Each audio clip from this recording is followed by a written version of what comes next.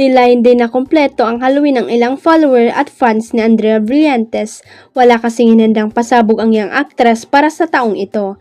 Sa Instagram, ipinakita ni Andrea ang kanyang selfie video at ibinunyag na marami ang nagtatanong sa kanya para sa inihanda niyang costume for the year.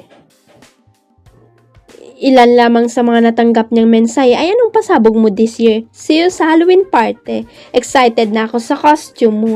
Ang biting sagot naman dyan ng young actress, it might seem crazy what I'm about to say. At kasunod niya ng Instagram stories na sinabing hindi siya naganda ng scary costume. So ang pasabog at pinaka-scariest costume ko ay wala. Wika niya sa post.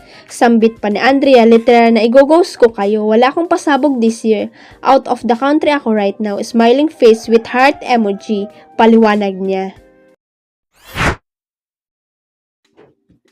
Mukhang hindi lang ang mga fans ang excited sa upcoming serye ng Incognito, pati ang mga cast members ay nag-enjoy sa kanilang pagsasama.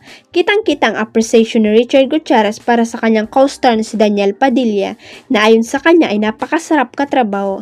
Sa isang panayam na tanong si Richard kung anong naging experience niya sa pagkikipagtrabaho kay Daniel.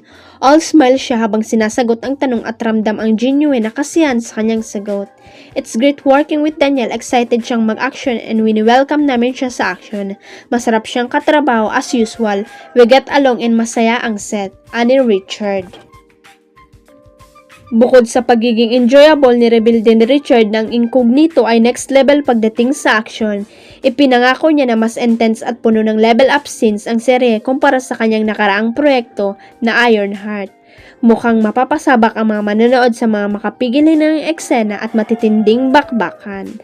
Bukod kina Richard at Daniel, kasama rin sa seryeng ito ang iba pang bigating mga artista tulad na Maris Racal, Ian Veneracion, Baron Geisler at marami pang iba.